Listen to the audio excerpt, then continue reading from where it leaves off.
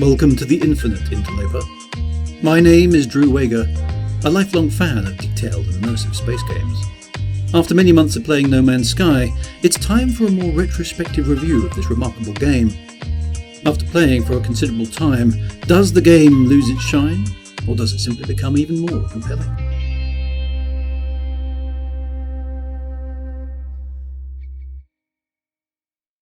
Starting out in a space game is usually something of an overwhelming experience.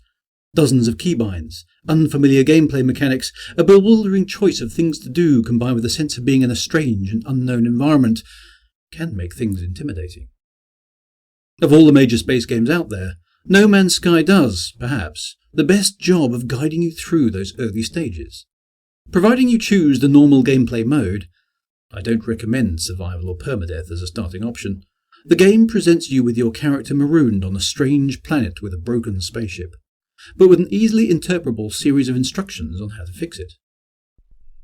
This process teaches you the absolute foundations of the game, how to gather materials, how to fix and use technologies, and how to manage your basic inventory.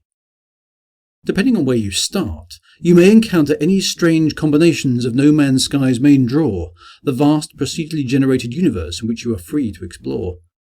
I'm happy to report that even after many months of playing the game on a regular basis, I'm still seeing new flora and fauna I've not come across before. And whilst a certain repetition is obvious, it's clear that the procedural engine of No Man's Sky has a vast store of artifacts to draw from when it's creating a world. The worlds themselves are remarkably different, some featuring endless oceans, others vast mountain ranges, barren plains, lush environments, caves, ice-locked planets, often populated by strange creatures and plants, with the odd bizarre, inexplicable, and impossible to classify entities lurking about. Some planets are exceedingly odd indeed, with a very strong 60s, 70s sci-fi vibe. Before long, you will find yourself in space, and No Man's Sky is very good at guiding you through your initial forays into the void. Targets are identified and automatically marked on your display. Travel to your destination is both colourful and quick, ensuring that little time is wasted before something interesting happens again. Space stations and other key destinations are places that the player needs to interact with on a very frequent basis, and it's good to see that respect for players' time has been considered in the overall design here, with the tedium of travel reduced to the bare minimum to ensure a sense of movement, without requiring a second monitor to watch YouTube videos or making the player grab their phones out of sheer boredom. Then there are the interludes. No Man's Sky almost overcompensates in this regard. If you travel through space, you may encounter all sorts of activity. It's rare that something doesn't happen when en route. This might be a pirate attack, or a freighter in distress, a trader plying their wares, or an encounter with a strange space-borne lifeform. The sheer variety ensures that your gameplay is constantly compelling, as you never know what might happen next. Additionally, the player can usually choose whether to engage with the interlude or bypass it, which is another way the game respects the player choice. Pirates, particularly with the more recent updates, are now a bit more intrusive, but, with some skill, the player can either engage or invade them. There is a measure of grind within the game. Certainly early on it can be a little tedious to gather the materials your ship requires to run and operate, and you need to pay attention to certain elements if you're to venture outside into an inhospitable environment. However, this doesn't last very long, and the game is exceedingly well balanced, quickly providing you with an excess of the key materials you need if you pay attention. One aspect I don't particularly like is the crafting requirement for refueling your ship. It does seem to be an odd choice for you not to be able to refuel your ship at the various space stations that abound in the universe, though you can craft an auto-refueler after a little bit of time. The crafting, research and construction aspects of No Man's Sky are also very well designed, giving the player a comforting and rapid sense of progress without taking hours and hours of reliance on random spawning of materials. It's possible to make decent progress even if you have a short amount of game time available. In this regard, No Man's Sky is much more friendly to casual players than some of the other space games available. The material gathering requirements are modest and well signposted, with a vast amount of variety. Ships, weapons, ground vehicles, suits and habitats can all be unlocked and researched, and all of those contain a vast amount of individual components which allow the player to manage their environment in pretty much any way they want. The variety here is staggering.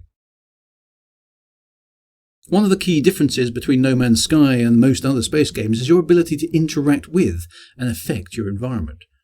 Crucially, you can build a base on the ground pretty much anywhere you like. Options include underwater bases equipped with submarines. You can drill and mine holes in the ground too, and this ability gives a real sense of ownership and the sense of having a stake in the game.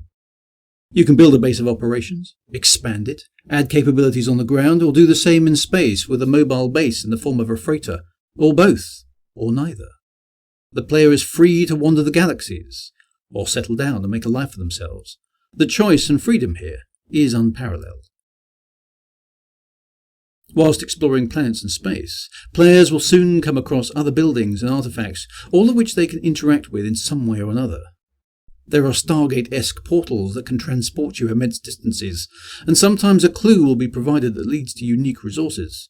Sometimes it may invite you to partake in the rich lore and story of the No Man's Sky universe.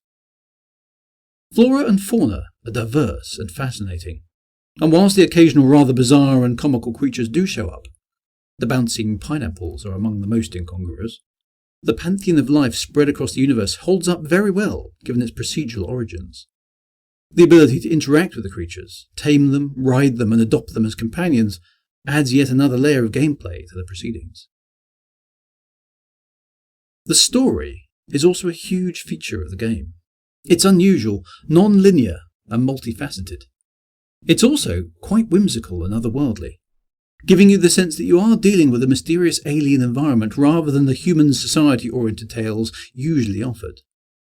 Players will learn about Artemis, Atlas, and the fate of the strange alien races through a complex series of interlinked missions which expand the player's horizons and guide them through some of the more sophisticated parts of the game. In the process, players will explore ruins, abandoned and alien-infested shipwrecks, and the dismal remains of crashed vessels.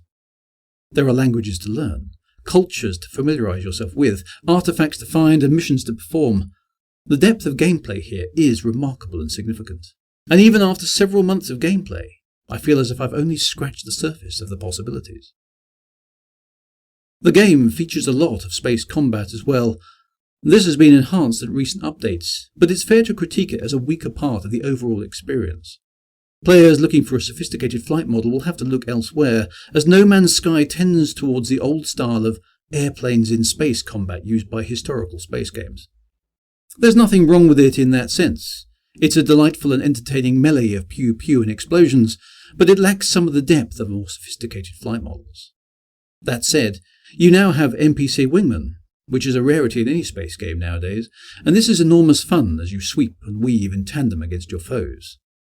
The space combat is satisfying, but is not usually too challenging. On the ground, the ever-present threat of the Sentinels was little more than an irritant, but again, recent patches have made these enemies rather more formidable.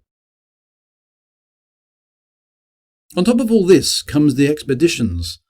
These carefully crafted and regular events injected into the universe of No Man's Sky by Hello Games are a brilliant way of engaging current and new players into a guided exploration of the game, whilst attempting to overcome various challenges. They are engaging and fun, often encouraging players to try out new aspects of the game they may not have tried before. Players receive special rewards for completing the gameplay, notably items such as the SS Normandy from Mass Effect. With compelling gameplay both on the ground and in space, procedural generation that actually works in creating unique worlds that are worth exploring, landscapes that have caves, underground passages and a vast variety of flora and fauna, space travel that isn't tedious, there's a vast variety of strange and wonderful situations to encounter and deal with a level of grind that is measured and respectful of player time. As such, No Man's Sky does almost the impossible. Here is a game that can be played for less than half an hour in which the player can achieve something meaningful, and yet longer player sessions are rewarded with significant progress across a vast range of different goals. Players can make their mark on the universe with a base or a freighter. The story beckons at intervals but can be picked up and dropped at whim. For science fiction fans, many familiar films, books and TV series are represented by different types of interludes throughout the gameplay experience. The game has one other major draw. It is often devastatingly, jaw-droppingly pretty to look at. Some of the vistas the game engine is capable of generating are remarkably beautiful, and the player can simply stand in awe of the view. The game is able to take the raw components of a horizon, a mountain range, a backdrop of stars and planets, and create something that would easily be usable as a book cover or film promotion on a regular basis. Many of the various types of flora exhibit bioluminescence, adding their own wonder to the environment. On top of this, the set pieces of the game are truly awe-inspiring. The first time the player arrives on the anomaly or the Atlas are hugely memorable, and the creepy interiors of haunted freighters invoke a very alien atmosphere. Ice worlds feel cold, desert worlds feel hot, and the less said about the radiation-heavy environments, the better. Crucially, the game feels just as exciting after several months as it did upon first playing it. Despite having undertaken a lot of missions, investigations, story following and lore exploration, several months' play feels like barely scratching the surface of what this game can do. It's a masterclass in respecting player time, providing entertainment, and indulging the sci-fi fans' desire to go out there and explore strange new worlds.